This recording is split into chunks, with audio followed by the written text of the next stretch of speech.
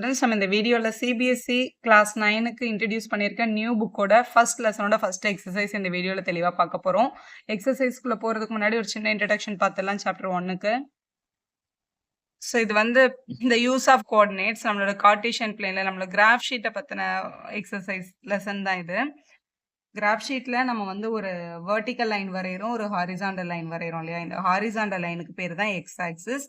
எப்போவுமே ஆக்சிஸ் வரைஞ்சிங்கன்னா ரெண்டு பக்கமும் ஆரோ மார்க் டெஃபினட்டாக போடுங்க. ஆரோ மார்க் போட்டிருக்கீங்களான்னு செக் பண்ணுவாங்க.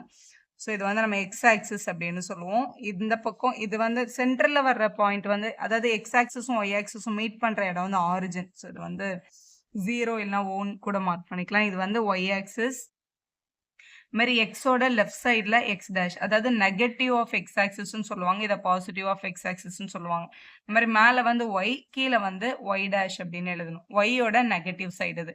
இப்போ இங்கேருந்து ஆக்சிஸ் மார்க் பண்ணும்போது எக்ஸ் ஆக்சிஸ் உங்களோட ரைட் ஹேண்ட் சைடு எப்போவுமே பாசிட்டிவ். ஸோ இது வந்து 1. இந்த டார்க் லைனில் தான் எப்போவுமே நம்ம வந்து என்ன பண்ணணும், மார்க்கிங்ஸ் பண்ணணும். 4, 5 இது எப்போவுமே 1, 1 தான் மார்க் பண்ணணும்னு அவசியம் இல்லை. கொஸ்டினை பொறுத்து 2, 2 கூட மார்க் பண்ணலாம், 3, 3 கூட மார்க் பண்ணலாம். அது மாதிரி லெஃப்ட் சைடில் வரும்போது ரைட் சைடில் பாசிட்டிவ், லெஃப்ட் சைடில் அதே மாதிரி நெகட்டிவ் எடுக்கணும். ஒய் ஆக்சிஸை பொறுத்த வரைக்கும் அப்வேர்ட் மேலே போகிறது வந்து பாசிட்டிவ், டவுன்வேர்ட்ஸ் அப்படின்றது வந்து நெகட்டிவ். ஸோ அப்வேர்டில் வந்து +1 +2 இதில் வந்து டாட் வச்சு எழுதுங்க. சில பேர் இப்படி கோடு போட்டு எழுதுறீங்களா? அப்படி எழுதும்போது மேலே இருக்கிறது பார்க்கறதுக்கு நெகட்டிவ் நம்பர் மாதிரி தெரியும் சில டைம். ஸோ அதனால் இந்த மாதிரி டாட் வைக்கிறது தான் பெட்டர். ஸோ இப்படி பாசிட்டிவ் நம்பரும் கீழே வந்து நெகட்டிவ் நம்பர். கரெக்டாக அந்த ஃபர்ஸ்ட் டார்க் லைன்லேருந்து ஸ்டார்ட் பண்ணணும். இங்கே 2 பாக்ஸ் விட்டுட்டு அதுக்கப்புறம் ஒரு பாக்ஸ் விட்டு அந்த மாதிரி பண்ணக்கூடாது. கரெக்டாக ஒரு பாக்ஸ் விட்டு தான் எழுதணும். -2 -3 இந்த மாதிரி நம்பர் போயிட்டு இருக்கு. இப்படி தான் நம்ம நம்பர் போடணும். இதில் இந்த ஆக்சிஸ் வந்து இந்த பிளேனை 4 போர்ஷனாக பிரிச்சிருக்கு பாருங்க. 4 பார்ட்டாக பிரிச்சிருக்கா? இந்த பார்ட்ஸுக்கு பேர் குவாட்ரண்ட் அப்படின்னு சொல்லுவாங்க. பேர் என்னன்னா குவாட்ரண்ட். குவாட்ரண்ட் அப்படின்றதுல இது வந்து நம்மளோட ஃபர்ஸ்ட் குவாட்ரண்ட், இது நம்மளோட 2வது குவாட்ரண்ட், இது நம்மளோட 3வது குவாட்ரண்ட், இது நம்மளோட 4வது குவாட்ரண்ட் அப்படின்னு தெரியணும் உங்களுக்கு. இப்போ ஒரு பாயிண்ட் கொடுக்குறாங்க, பிளாட் த பாயிண்ட்ஸ் அப்படின்றது நம்ம பிளாட் பண்ண தெரியணும் கிராஃப்ல. ஃபர்ஸ்ட் இப்போ ஒரு பாயிண்ட் கொடுக்குறாங்க, 3,2 பிளாட் பண்ணுங்க அப்படின்னு சொன்னாங்கன்னா எப்பவுமே ஃபர்ஸ்ட் வர்றது வந்து எக்ஸ் ஆக்சிஸோடது, செகண்ட் வர்றது வேல்யூ வந்து ஒய் ஆக்சிஸோடது. எக்ஸ் ஆக்சிஸோட இந்த வேல்யூ வந்து எப்படி சொல்லுவாங்க அப்படின்னா ஆப்சிஸா அப்படின்னு சொல்லுவாங்க. ஆப்சிஸானா எக்ஸ் கோஆர்டினேட்டோட வேல்யூ அப்படின்னு அர்த்தம். ஸோ இந்த ஆப்சிஸான்றது இங்கே இருக்கு 3ல. 2 வந்து ஆர்டினேட், அதாவது ஒய்யோட கோஆர்டினேட் அர்த்தம். இந்த எக்ஸோட 3யும் இந்த ஒய்யோட 2வும் மீட் பண்ற இடத்துல தான் பாயிண்ட்டை பிளாட் பண்ணணும். இங்க பாருங்க, இப்படி கை வச்சு எக்ஸோட 3யும் ஒய்யோட 2வும் இங்க மீட் பண்ணது பாருங்க. அப்ப இங்க வந்து டாட் வைக்கணும். ஸோ தென் 3, இதுதான் 2. இவங்க 2 பேரும் பிளாட் பண்ற இந்த பாயிண்ட் தான் 3,2. இது ஃபர்ஸ்ட் குவாட்ரண்ட்ல வருது. இப்போ சப்போஸ் ஆப்சிஸா வந்து -2, ஆர்டினேட் வந்து +3ன்னு வச்சுக்கோங்களேன். இப்போ -2 வந்து எக்ஸ்லையும் ஒய்ல வந்து +3யும் பார்க்கணும். இங்கே வந்து எக்ஸ் ஆக்சிஸோட -2ல இங்கே கை வச்சுக்கலாம், இங்கே இருக்கு. இது மாதிரி ஒய் ஆக்சிஸோட +3, ஒய் ஆக்சிஸோட +3 இங்கே இருக்கு. ஸோ இந்த -2 இந்த +3 மீட் பண்ணுற பாயிண்ட் இங்கே வருது பாருங்க. இந்த இடத்துல இப்போ வந்து நம்ம பிளாட் பண்ணணும். ஸோ இப்படி பிளாட் பண்ணிட்டோம் அப்படின்னா இதுதான் நம்மளோட -2, +3 அப்படின்ற பாயிண்ட் அப்படின்னு நம்மளால டெஃபினட்டாக சொல்ல முடியும். இதே மாதிரி இன்னும் ஒரே ஒரு பாயிண்ட் பார்க்கலாம். இப்போ -2, -3 அப்படின்னு இருந்துச்சுன்னா எக்ஸோட -3யும் ஒய், எக்ஸோட -2வும் ஒய்யோட -3யும். எக்ஸோட -2 இங்கே இருக்கு, இங்கே பாருங்க ஸ்கேல் வச்சு கூட இப்படி பார்க்கலாம். எக்ஸோட -2வும் ஒய்யோட -3யும், ஒய் ஆக்சிஸோட -3யும் எக்ஸோட -2வும் இங்கே பிளாட் பண்ணுற இந்த பாயிண்ட்டை தான் நம்ம என்னன்னு சொல்லுவோம்னா -3, -2 அப்படின்னு சொல்லுவோம். -2, -3 அப்படின்னு சொல்லுவோம். இது நம்மளோட தேர்ட் குவாட்ரண்ட்டோட பாயிண்ட். ஸோ இந்த மாதிரி பாயிண்ட்டை கொடுத்துட்டு கிராஃப்ல பிளாட் பண்ணிட்டு அது எந்த குவாட்ரண்ட்னு எழுதுங்கன்னா நம்ம ஈஸியாக எழுதிடலாம். ஏன்னா பிளாட் பண்ணிட்டு இது ஃபர்ஸ்ட், செகண்ட், தேர்ட்ல வருது, ஃபோர்த்தில் வருது. இது வந்து it belongs to first quadrant, it belongs to second quadrant, it belongs to third quadrant அப்படின்னு நம்மளால எழுத முடியும். சில டைம் நமக்கு 1 மார்க்ல ஒரு கொஸ்டின் வருது, இது வந்து எந்த குவாட்ரண்ட்ல இருக்கு அப்படின்னு சொல்லுங்கன்னு கேட்டாங்கன்னா நம்ம கிட்ட கிராஃப்ல பிளாட் பண்ண முடியாது. டைரக்டா சொல்றதுக்கு இதோட சிம்பிள்ஸ் தெரிஞ்சுக்கோங்க. ஃபர்ஸ்ட் குவாட்ரண்ட்னா எக்ஸோட ப்ளஸும் ஒய்யோட ப்ளஸும் தான் மீட் பண்ணும். அதனால +, ரெண்டு நம்பருமே ப்ளஸ்ல இருந்தால் அது ஃபர்ஸ்ட் குவாட்ரண்ட்ல தான் பிளாட் ஆகுன்றது தெரிஞ்சுக்கோங்க. செகண்டு, இங்கே எக்ஸோட வேல்யூ வந்து நெகட்டிவும் ஒய்யோட வேல்யூ பாசிட்டிவும் இருக்கு. ஃபர்ஸ்ட் நம்பர் மைனஸும் செகண்ட் நம்பர் ப்ளஸுமா இருந்ததுன்னா அது டெஃபினட்டாக எந்த குவாட்ரண்ட்டோட பாயிண்ட், செகண்ட் குவாட்ரண்ட்டோட பாயிண்ட். ரெண்டுமே நெகட்டிவ்ல இருந்ததுன்னா அதுதான் நம்மளோட தேர்ட் குவாட்ரண்ட்டோட பாயிண்ட். 4th குவாட்ரண்ட்ல x வந்து பாசிட்டிவ்லயும் y வந்து நெகட்டிவ்லயும் இருக்கிறதுனால plus minus. So first number பிளஸ்லயும் செகண்ட் நம்பர் மைனஸ்லயும் வந்துச்சுன்னா அது 4th குவாட்ரண்ட்டோட பாயிண்ட் அப்படின்னு தெரிஞ்சுக்கோங்க. இப்போ எப்பவுமே பாயிண்ட் வந்து குவாட்ரண்ட்டுக்கு உள்ள வர மாதிரி தான் பிளாட்டிங் கொடுக்கணும்னு அவசியம் இல்லை இல்லையா? அவங்க 0,0 பிளாட் பண்ண சொன்னா மட்டும்தான் இந்த ஆரிஜின்ல போய் நம்ம பிளாட் பண்ணோம். இதுதான் நம்மளோட 0,0. அதை தவிர வேற எந்த பாயிண்ட்டும் 0ல பிளாட் ஆகாது. இப்போ என்னோட கொஸ்டின்ல இப்போ 0,4 பிளாட் பண்ணுங்க அப்படின்னு கேட்கலாம். அப்படி இல்லைன்னா -3,0 பிளாட் பண்ணுங்க அப்படின்னு கூட கேட்கலாம். இதை ஒரு பிளேஸ்ல 0வும் ஒரு பிளேஸ்ல நம்பரும் வரும்போது இதுல x yன்னு எழுதுங்க. இதுல எதுல நம்பர் இருக்குன்னு பாருங்க. yல தானே நம்பர் இருக்கு. அப்போ y ஆக்சிஸோட 4ல பிளாட் பண்ணுங்க. ஆக்சிஸ்ல பிளாட் ஆகும் இந்த மாதிரி பாயிண்ட்ஸ். yயோட 4 இதான் என்னோட y, இதான் என்னோட y ஆக்சிஸோட 4. கரெக்டா இந்த ஆக்சிஸ்ல பிளாட் பண்ணிட்டு இதுதான் நம்மளோட 0,4 அப்படின்னு நம்ம எழுதுவோம். -3,0னா x இது y இல்லையா? xல தான் -3 இருக்கு. அப்ப x ஆக்சிஸோட -3ல பிளாட் பண்ணிட்டு -3,0 அப்படின்னு நம்ம எழுதிக்கலாம். அப்ப இது எந்த குவாட்ரண்ட்ல இருக்குன்னு கேட்டா என்ன மேம் சொல்றதுன்னா, இதுக்கு நம்ம குவாட்ரண்ட்டே சொல்ல மாட்டோம். this is belongs to y axis அப்படின்னு சொல்லுவோம். this is belongs to x axis அப்படின்னு சொல்லுவோம். இல்ல it lies on x axis, it lies on y axis. அந்த மாதிரி ஆக்சிஸோட பேரை எழுதிடுவாங்க. இதுல எக்ஸ்ல நம்பர்னா it lies on x axis அப்படின்னு தான் எழுதணும். இதுக்கு நம்ம குவாட்ரண்ட்டோட பேரை யூசுவலா சொல்ல மாட்டோம். ஓகே, இப்போ நம்ம எக்ஸசைஸை பார்க்கலாம். Figure 1.3 shows Riemann's room with the point OABC marking its corners.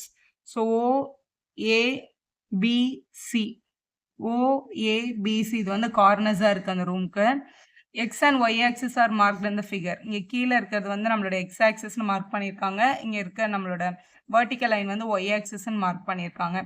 Point O is the origin. இந்த O வந்து ஆரிஜின் எடுத்துக்கோங்க. இது நம்மளோட x axis, இது நம்மளோட y axis. பாசிட்டிவ் சைடு மட்டும் வச்சு ஒரு கிராஃப் இங்க தந்திருக்காங்க. இந்த கிராஃபை யூஸ் பண்ணி கீழே இருக்க கொஸ்டின்ஸ்க்குலாம் ஆன்சர் பண்ண சொல்லியிருக்காங்க. முதல் கொஸ்டின் என்னன்னு பார்க்கலாம். Referring the figure 1.3 answer the following question. First ஃபிகர்ல இருந்து first question. If D1 R1 represent the door to the Riemann's room.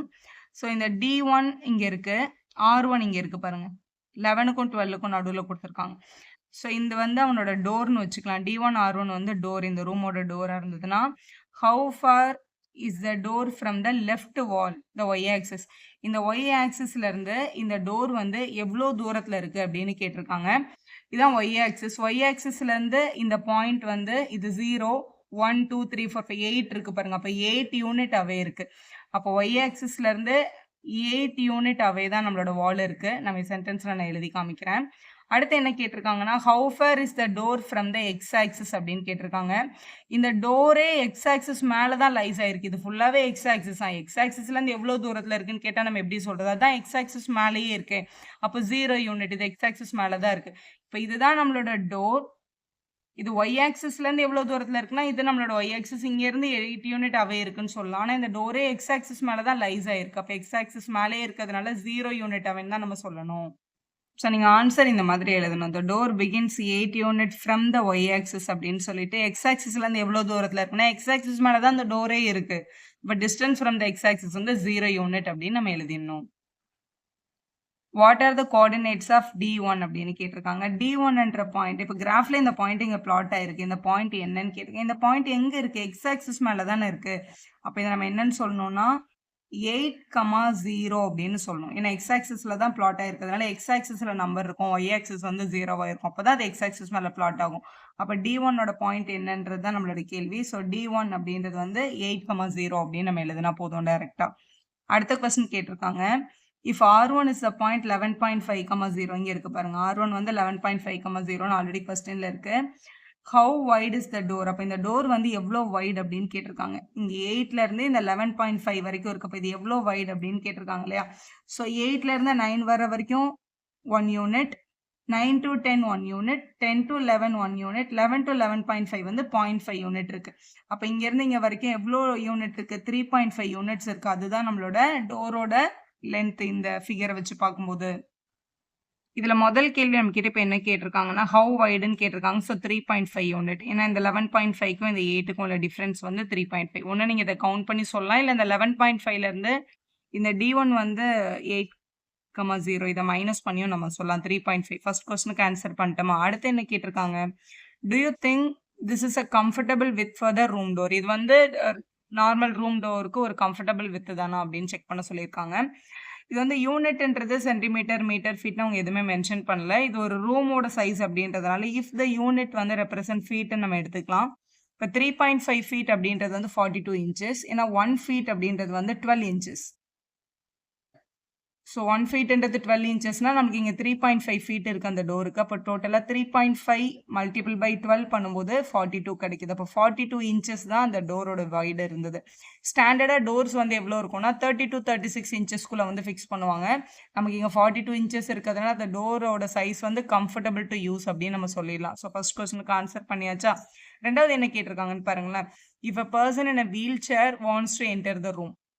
இப்போ ஒரு பர்சன் வீல் சேரோட அந்த ரூம்ல என்டர் பண்ணணும்னா if he or she will be able to do ஈஸியா அவங்களால என்டர் பண்ண முடியுமா ரூம்ல அப்படின்னு கேட்டிருக்காங்க. ஸோ ஃபார் வீல் சேருக்கு வந்து டிபிக்கலி நமக்கு வந்து எவ்வளோ நீடட்னா 32 இன்ச்சஸ் வேணும். 32 இன்ச்சஸ் இருந்தால் வீல் சேர் வந்து ஈஸியாக உள்ளே போகும். நிறைய ஹாஸ்பிட்டல்ஸ் எல்லாம் நீங்கள் பார்த்துருப்பீங்க. 32 இன்ச்சஸ் இருந்தால் உள்ளே போக முடியும். ஆனால் நமக்கு இந்த கொஸ்டினில் கொடுத்துருக்கிற டோர் எவ்வளோ இன்ச்சஸ் இருக்குது? 42 இன்ச்சஸ் இருக்குது. மோர் தென் என்ன பெருசாகவே இருக்கும். ஸோ 42 வந்து கிரேட்டர் தென் 32 இருக்கிறதுனால the door is wide enough a person using the wheelchair can enter easily without any difficulty அப்படின்னு சொல்லி சம்ம கம்ப்ளீட் பண்ணோம். அடுத்து அதே கிராஃபை வச்சு 4th part. If B1 0, 1.5, B2 0, 4. இதில் ஒய்ல நம்பர் இருக்குன்னா ஒய் ஆக்சிஸில் தான் இருக்கும். ஒய் ஆக்சிஸில் இங்கே பாருங்க, இது வந்து B1, இது வந்து B2. It ends of the bathroom door. Is the bathroom door is narrower or wider than the room door? இது வந்து ரூமோட டோர் D1 R1.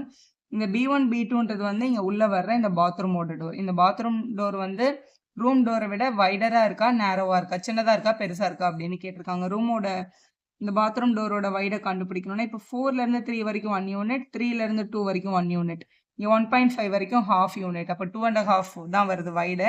ஒன்று நீங்கள் இந்த மாதிரி கிராஃபில் பார்த்து எழுதலாம். அப்படி இல்லைன்னா இங்கே வந்து இந்த நம்பர் வந்து 4, இந்த நம்பர் வந்து 1.5 கொஸ்டின்லேயே கொடுத்துருக்காங்க. இங்கே 0,1.5 0,4. ஸோ இதில் 4லேருந்து 1.5 நீங்கள் மைனஸ் பண்ணாலும் உங்களுக்கு ஆன்சர் கிடைக்கும். 4லேருந்து 1.5 மைனஸ் பண்ணும்போது 2.5, டெசிமலை மைனஸ் பண்ணும்போது 4.0ன்னு எழுதிட்டு அதுக்கப்புறம் 1.5ன்னு எழுதி இங்கேருந்து பாரோ வாங்கி தான் சப்ட்ராக்ட் பண்ணணும். ஸோ 2.5 வருது. So 2.5 unit. ஆல்ரெடி நம்ம ரூமோட டோர் எவ்வளோன்னு பார்த்துருக்கோம். இங்கே பாருங்க 3.5 யூனிட்னு பார்த்துருக்கோம். அப்போ ரெண்டுத்தையும் கம்பேர் பண்ணும்போது ரூமோட டோர் தான் எப்படி இருக்குது, வைடராக இருக்குது. அப்போ பாத்ரூமோட டோர் வந்து சின்னதாக தான் இருக்குது. அப்போ நேரோவர் தென் த ரூம் டோர் அப்படின்னு எழுதி கம்ப்ளீட் பண்ணோம். ஸோ இப்படி எழுதிருங்க. Wide of the room door 3.5 இருந்தது. 3.5 தான் கிரேட்டர் தென் 2.5 இருக்கிறதுனால bathroom door is narrower than the room door அப்படின்னு எழுதி சம்ம கம்ப்ளீட் பண்ணிடணும். இதான் நம்மளோட முதல் எக்ஸசைஸ். வீடியோ யூஸ்ஃபுல்லாக இருந்தால் ஒரு லைக் போடுங்க, ஃப்ரெண்ட்ஸ்க்கும் ஷேர் பண்ணுங்கள். Subscriber channel for more videos. Thank you for வாட்சிங்.